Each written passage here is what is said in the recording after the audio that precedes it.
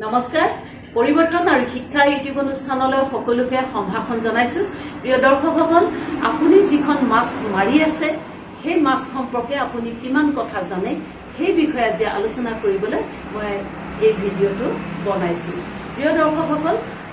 তাৰ আগতে আৰু এটা আপোনালোকলৈ অনুৰোধ যে মাস্ক মাৰিলে নহব সোশ্যাল ডিস্টেন্সিংটো আপোনালোকে বজাই ৰাখিব whether it is মানে আপোনাৰ বজাৰতে হওক আপুনি অকমান উছৰে পাজৰে গৈছে স্কুল হওক যতে হওক ইভেন ঘৰতো আপুনি কিন্তু সোশ্যাল ডিস্টেন্সিংটো বজাই ৰাখিব লাগিব পৃথিৱীৰ কেবাখনো দেখে এই সোশ্যাল ডিস্টেন্সিং আৰু মুখত মাস্ক মাৰি কৰোনাৰ পৰা অলপ হলেও তেওঁলোকে সকাহ পাইছে প্ৰিয় দৰ্শকসকল তেতিয়াহলে আহক মূল বিষয়লৈ আহোঁ মাস্ক হৈছে তিনি প্ৰকাৰ এটা হৈছে হ্যান্ডমেড মাস্ক দ্বিতীয়তে হৈছে সাৰ্জিক্যাল মাস্ক আৰু তৃতীয়তে হৈছে N95 মাস্ক হ্যান্ডমেড মাস্ক বিলাক আপুনি ঘৰতো বনাই ল'ব পাৰে নতুবা এতিয়া ব্যৱসায়িক ভিত্তিক বহুতে এনেকুৱা ধৰণৰ মাস্ক বনাইছে কিন্তু হ্যান্ডমেড মাস্ক কিনুতে আপোনালোকে এটা কথা চাব যাতে হ্যান্ডমেড মাস্ক বিলাক কটন কাপোৰৰ হয় কাৰণ আপোনাৰ টেৰিকট বা সিল্ক টাইপ কাপোৰ হলে আপোনাৰ এয়াৰ পাস নহব আসলতে মাস্ক বিলাক কেনেকৈ হ'ব লাগে এই মাস্কৰ কাপোৰটোৱে আসলতে এয়াৰটো ফিল্টাৰ কৰিব পাৰিব লাগে এয়াৰটোৱে যদি হুমুৱা বন্ধ কৰে তেতিয়াহলে আপুনি উশাহ নিশাহত প্ৰবলেম পাব পাৰে সেই কাৰণে কটন কাপোৰৰ আপোনালোকে চাব আজিকালি যি গামোচা বিলাক আমাৰ কটনৰ গামোচা যি মাস্ক বনাইছে এটো বৰ সুন্দৰ আৰু মাস্ক লগাওতে কিন্তু আৰু এটা কথা চাব যে মাস্ক যেতিয়া আপুনি দুবছৰীয়া ল'ৰা-ছোৱালীক কেতিয়া মাস্ক লগাই নিদিব নেক্সট হৈছে আপুনি মাস্ক মানে যিবিলাক মানুহে নিজে বান্ধিব নোৱাৰে কিবা হাতৰ আঙুলিৰ ডিফেক্ট আছে তেনেকুৱা মানুহক মাস্কটো বান্ধি পেলাই আপুনি কিন্তু আঁতৰি নাযাব কিবা কাৰণে সেই মাস্কটো ব্লক হয় মানে তেওঁ খানিখা বন্ধ হৈ যাব পাৰে আৰু থাৰ্ড হৈছে আপোনাৰ যিবিলাক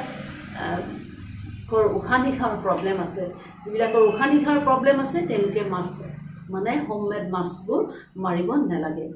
এতিয়া আহিলে সাৰ্জিক্যাল মাস্ক এই সাৰ্জিক্যাল মাস্ক আসলতে ডক্টৰসকলে অপাৰেশ্যন কৰোঁতে লগায় আৰু এই সাৰ্জিক্যাল মাস্ক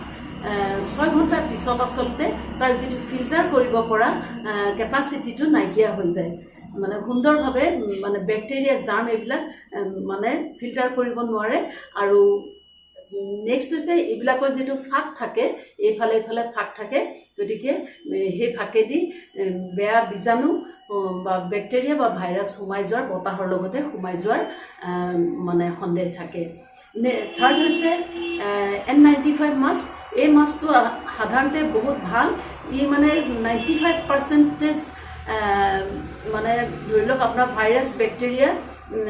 এইবিলাক মানে ফিল্টাৰ কৰিব পাৰে শুদ্ধ বতাহখিনি নাকৰ ভিতৰলৈ যায় বা বীজাণুখিনি বাহিৰত ৰৈ যায় কিন্তু এই N95 মাস্ক এতিয়া এভেইলেবল নহয় গতিকে বিশ্ব স্বাস্থ্য সংস্থাৰ লগতে কেবাটাও সংস্থাই এই N95 মাস্কখিনি সাধাৰণ মানুহে কিনি পেলাই বজাৰত নাটনি কৰিবলৈ বাধা প্ৰদান কৰিছে যেহেতু এই সীমিত সংখ্যক মাস্কখিনিৰে আমাৰ স্বাস্থ্য কৰ্মীসকল ডক্টৰসকলক দৰকাৰ হ'ব যেহেতু তেওঁলোকে কৰোনা বেমাৰীৰ ওচৰলৈ যায় আৰু আমি যেহেতু কৰোনা বেমাৰীৰ ওচৰত নাথাকো অলপ আঁতৰত থাকো আমাৰ অঞ্চলটোত যেতিয়ালৈকে কৰোনা বেমাৰী নোলায় তেতিয়ালৈকে আমি হোমমেড মাস্ক কটনৰ মাস্কটো পৰিধান কৰাটোৱে শ্ৰেষ্ঠ হ'ব গতিকে এইখিনি হ'ল মাস্ক সম্পৰ্কে আপোনালোকক জনালো গতিকে লাষ্টত এইটো কথা মনত ৰাখিব মাস্ক কেতিয়াও শ্বেয়াৰ নকৰিব আপুনি মাৰি যোৱা মাস্কটো আপোনাৰ ছোৱালী বা ল'ৰাই নামাৰিব বা আপুনি কেতিয়াও বেলেগৰ মাস্কটো নামাৰিব শ্বেয়াৰ কেতিয়াও নকৰিব নেক্সট হৈছে সাৰ্জিক্যাল মাস্ক আৰু যেটো N95 মাস্ক এইকেইটা কিন্তু আপুনি বাৰে বাৰে ইউজ কৰিব নোৱাৰিব কাৰণ এইবিলাক সাধাৰণতে এটাটো ক'লো সাৰ্জিক্যাল মাস্ক 6 ঘণ্টাৰ পিছত বেয়া হৈ যায় আপুনি যেনিবা এনে নৰ্মেল অৱস্থাত আপুনি এদিনে মাৰিলে